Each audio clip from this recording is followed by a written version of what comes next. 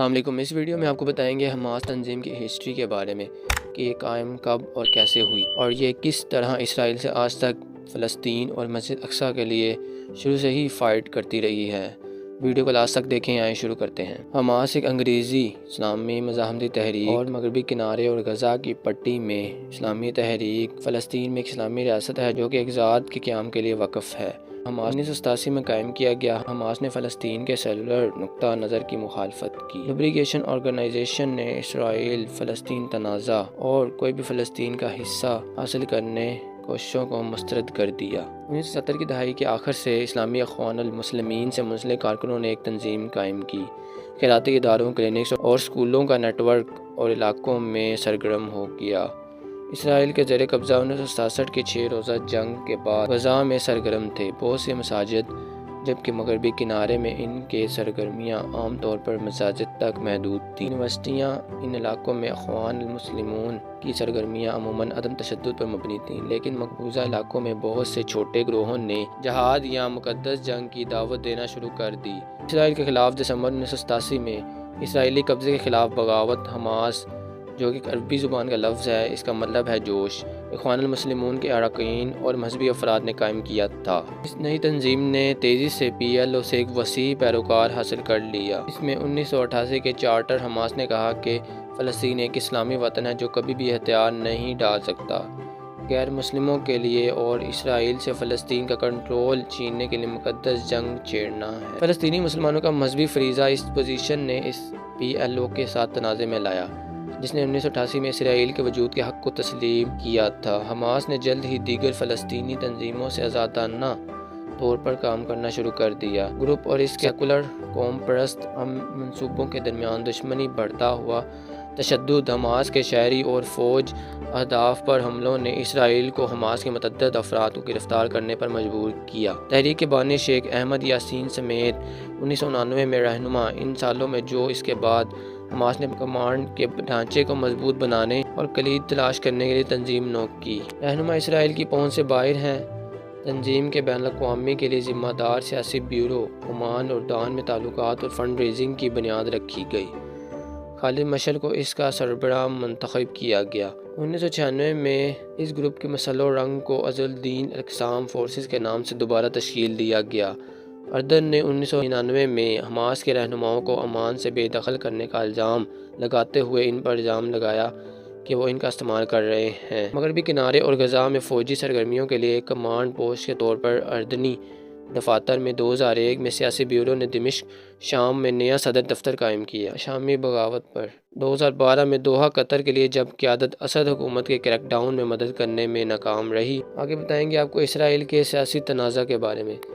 Hamas نے 2007 میں غزہ کی پٹی کا کنٹرول سنبھالنے کے بعد اسرائیل نے غزہ کی پٹی کو زیر تسلط قرار دے دیا۔ محدود درآمدات اور سرحد کی بندش اسرائیل پر حماس کے حملے جاری رہے، جیسا کہ اسرائیل نے کیا۔ غزہ کی پٹی پر حملے مہینوں کی بات چیت کے بعد جون 2008 میں اسرائیل اور حماس نے اتفاق کیا۔ 6 ماہ تک جاری رہنے والی جنگ بندی کو نافذ کرنے کے لیے جلد ہی جنگ بندی کی دھمکی دی گئی۔ اس کے بعد جیسا کہ ہر سال ایک دوسرے پر خلاف ورزیوں کا الزام لگاتا ہے، جو کہ آخری مہینوں میں بڑھ گیا۔ 19 دسمبر کو خلاف ورزیوں کے الزامات کے درمیان جنگ بندی باضابطہ طور پر ختم ہو گئی۔ دونوں طرف اس کے فوراً بعد توسیع تر دشمنی شروع ہو گئی کیونکہ اسرائیل نے مسلسل جواب دیا۔ راکٹ فائر پورے خطے میں فضائی حملوں کا ایک سلسلہ شروع ہوا جو سالوں میں سب سے زیادہ طاقتور ہے۔ اس کا مقصد حماس کو نشانہ بنانا تھا۔ ایک ہفتے کے فضائی حملوں کے بعد اسرائیلی فورسز نے زمین مہم شروع کی۔ عالمی برادری کی طرف سے جنگ بندی کے مطالبات کے درمیان غزہ کی پٹی میں درج ذیل 3 ہفتوں سے زائد کی دشمنی، جس میں شاید 1000 سے زائد مارے گئے اور ہزاروں کی تعداد میں بے گھر ہو گئے، اسرائیل اور حماس نے یک طرفہ جنگ بندی کا اعلان کیا۔ 14 نومبر 2012 سے اسرائیل نے غزہ پر فضائی حملوں کا سلسلہ شروع کیا۔ غزہ سے اسرائیل سرزمین پر داغے جانے والے راکٹوں کی تعداد میں گزشتہ کے مقابلے میں اضافہ ہوا۔ 9 ماہ عز الدین القسام فورسز کے سربراہ احمد سعید خلیل الجباری تھے، ابتدائی حملے میں مارے گئے۔ اسرائیل اور حماس کے درمیان 21 نومبر کو جنگ بندی کے معاہدے تک جنگ جاری رہی۔ 2014 میں اسرائیل اور حماس کے درمیان 3 اسرائیلیوں کے لاپتہ ہونے کے بعد کشیدگی بڑھ گئی۔ 12 جون کو مغربی کنارے میں 9 عمروں کو نیتن یاہو نے حماس پر الزام لگایا کہ وہ اغوا کر چکے ہیں۔ نوجوانوں کو اس نے عہد کیا کہ یہ جرم کو سزا کے بغیر نہیں جانے دیں گے۔ اسرائیلی سیکیورٹی فورسز نے ایک لاپتہ لڑکوں کی تلاش اور کریک ڈاؤن کے لیے مغربی کنارے میں بڑے پیمانے پر جھاڑو حماس اور دیگر جنگجو گروپوں کے ارکان کئی سو فلسطینیوں پر شبہ ہے۔ مغربی کنارے میں حماس کے کئی رہنما سمیت عسکریت پسندوں سے تعلق رکھنے والوں کو گرفتار کیا گیا۔ حماس نے اسرائیل پر بڑھتے ہوئے راکٹ حملوں کا جواب دیا، پر 30 جون کو لڑکے ہیبرون کے باہر مغربی کنارے پہ مردہ پائے گئے۔ غزہ کی پٹی میں شدید کشیدگی کے باعث راکٹ حملوں میں اضافہ ہوا۔ اسرائیل یہ نسبتاً کم ہوتے تھے 2012 کی جنگ بندی کے بعد سے، لیکن جون 2014 کے آخر تک راکٹ لانچ اور اسرائیلی جوابی کارروائیاں روزمرہ کا واقعہ بن جاتا ہے۔ 30 جون کو ان جوابی کارروائیوں کے جواب میں حماس نے پہلی گولی چلائی۔ جنگ بندی کے بعد سے اسرائیل پر راکٹ داغے گئے۔ 8 جولائی کو اسرائیل نے بڑے پیمانے پر حملہ شروع کیا۔ غزہ کی پٹی میں مختلف اہداف کو تباہ کرنے کے لیے فضائی بمباری، میزائل اور مارٹر فائر کا استعمال کیا گیا، جس کا دعویٰ کیا گیا کہ وہ عسکریت پسندوں کی سرگرمیوں سے منسلک تھے۔ ایک ہفتے سے زیادہ کی بمباری کے بعد غزہ کی پٹی سے راکٹ فائر روکنے میں ناکام اسرائیلی فوج نے زمینی حملہ کر دیا۔ سرنگوں اور عسکریت پسندوں کے بنیادی ڈھانچے کے دیگر عناصر کو تباہ کرنا۔ اگست کے شروع میں اسرائیل رہنماؤں نے اعلان کیا کہ زمینی آپریشن نے اپنا مشن پورا کر دیا ہے اور اسرائیلی فوجیوں اور غزہ کی پٹی سے ٹینک واپس لے گئے۔ راکٹ اور مارٹر کی طرح اسرائیلی فضائی حملے بھی جاری رہے۔ غزہ کی پٹی سے اسرائیلی پر حملے تنازع کے دوران معتدل قلیل مدتی جنگ بندی پر اتفاق کرنے کے بعد اسرائیلی اور فلسطینی رہنما اگست کے آخر میں کھلے عام جنگ بندی پر پہنچ گئے۔ اس کے بدلے میں غزہ کی پٹی سے راکٹ فائر بند، اسرائیل اشیاء پر عائد پابندیوں میں نرمی پر رضامند ہو گئے۔ 2018 میں سرحدی مظاہروں کا ایک سلسلہ جس میں مظاہرین نے سرحد عبور کرنے کی کوشش کی۔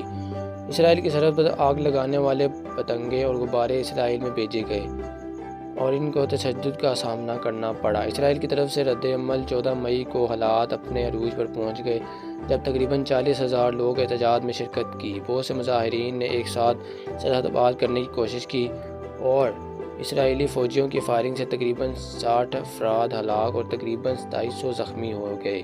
اس طرح تشدد میں اضافہ ہوتا چلا گیا، جس کے نتیجے میں اسرائیل کے ہوائی حملے اور حماس کے راکٹ اسرائیل میں داغے گئے۔ یہ لڑائی کئی ماہ تک جاری رہی اور نومبر میں جنگ بندی کے ساتھ ختم ہوئی، اور اس کے بعد بات چیت سے امن برقرار رکھنے کا عمل اگلے سالوں تک جاری رہا۔ مئی 2021 میں یروشلم میں کشیدگی بڑھ گئی اور تشدد میں سب سے زیادہ اضافہ ہوا۔ حماس نے یروشلم اور جنوبی اور وسطی اسرائیل میں راکٹ داغے، جس سے ہوا میں تیزی آ گئی اور جواب میں اسرائیل کی طرف سے حملے ہوئے۔ اور اب 2023 میں حماس نے اسرائیل پر دوبارہ حملہ کیا ہے اور انہوں نے یہ طے کیا ہے کہ یا تو وہ فلسطین اور مسجد اقصیٰ کو چھڑائیں گے یا پھر خود مارے جائیں گے۔ اور یہ تھی ویڈیو حماس کی ہسٹری کے بارے میں۔ امید ہے آپ کو یہ انفارمیشن پسند آئی ہوگی، اور اگر پسند آئی ہے تو ہمارے چینل کو لائک، سبسکرائب اور شیئر کریں۔ شکریہ۔